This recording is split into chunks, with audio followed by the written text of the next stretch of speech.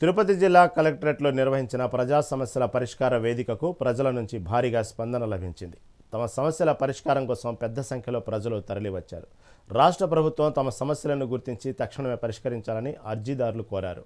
ప్రజావేదిక కార్యక్రమానికి అధిక ప్రాధాన్యత ఇవ్వాలని, వచ్చిన ప్రతి అర్జీని గడువులోగా నాణ్యతతో పరిష్కరించాలని జిల్లా కలెక్టర్ వెంకటేశ్వర్ అధికారులను ఆదేశించారు.